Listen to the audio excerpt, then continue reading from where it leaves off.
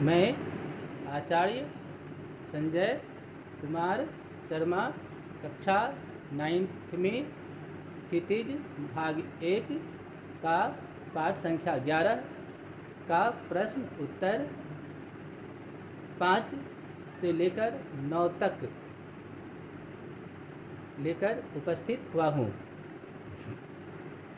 प्रश्न संख्या 5 है, आपके विचार से कवि रसखान पशु पक्षी और पहाड़ के रूप में श्री कृष्ण का सानिध्य क्यों प्राप्त करना चाहते हैं? इसका उत्तर है, मेरे विचार से कवि रसखान पशु पक्षी पहाड़ के रूप में प्रभु श्री कृष्ण का सानिध्य इसीलिए प्राप्त करना चाहते हैं क्योंकि वह श्री कृष्ण के अभिन्न भक्त हैं। वह सभी जन्मों में सभी योनियों में श्री कृष्ण का सानिध्य प्राप्त करना चाहते हैं। ब्रजभूमि के पशु पक्षी और पहाड़ में श्री कृष्ण की वे अद्भुत छवि और उनकी उपस्थिति को देखते हैं, इसलिए वह पशु पक्षी और पहाड़ के रूप में प्रभु श्री कृष्ण का सानिध्य प्राप्त करने की अभिलाषा रखते हैं। प्रश्न संख्या 6 में प्रश्न है, चौथे सवैये के अनुसार गोपियाँ अपने आप को क्यों विवश पाती है? इसका उत्तर है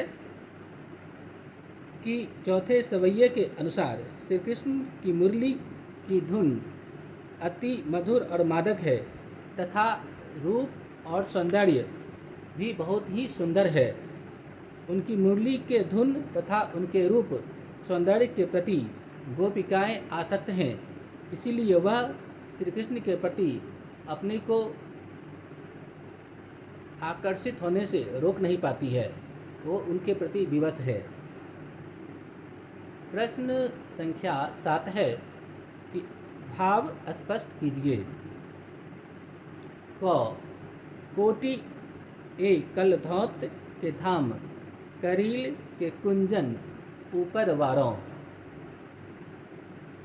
इस पंक्ति में कवि रसखान का श्री कृष्ण से जुड़ी हर वस्तुओं से उनके प्रति प्रेम प्रकट हुआ है।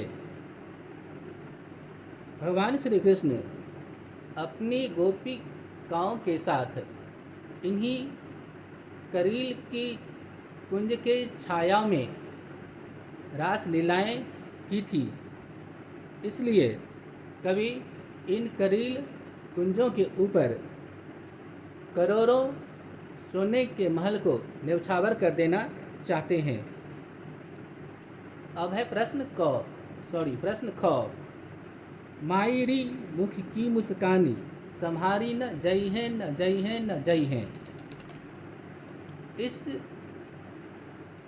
पंक्ति में गोपी को श्री कृष्ण की मुस्कान इतनी अच्छी लगती है कि वह इस मुस्कान को देखकर अपनी सुध बिसरा देती है और वह इतनी विवश हो जाती है कि वह उनके मुस्कान पर स्वयं को रोक नहीं पाती। प्रश्न संख्या 8, कालिंदी कुल कदम्ब की डारन पर में अलंकार सौंदर्य स्पष्ट करना है।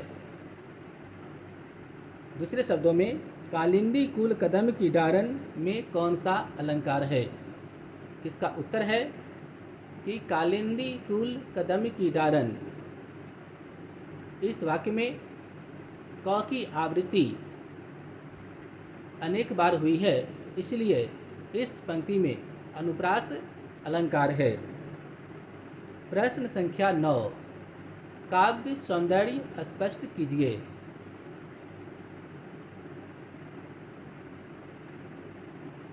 या मुरली मुरलीधर की अधरान धरी अधरान धरोंगी।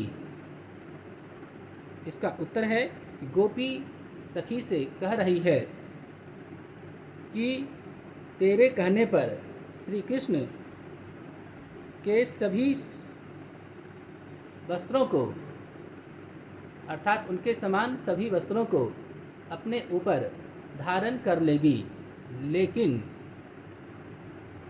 उनके मुरली को अपने होठों पर धारण नहीं करेगी। यहाँ गोपिकाओं के इस कथन में ईर्ष्या का भाव उपस्थित हुआ है। अब मैं आपको शिल्प सौंदर्य के बारे में बता रहा हूँ। इस काव्यांश में ब्रज भाषा की मधुरता है। काव्यांश की रचना सवैया छंद में की गई है। यहाँ पर य तथा र वर्णों की आवृत्ति होने के कारण अनुप्रास अलंकार है। मुरली, मुरलीधर, अधरान का मतलब ओठों पर और अधरा का मतलब ओठों पर नहीं। यह भाव अर्थ होने के कारण इसमें यमक अलंकार है। अभी मैंने इस वीडियो में रसखान के सवैये का प्रश्न संख्या 5 से 9 तक का उत्तर दिया है। अब मैं आपको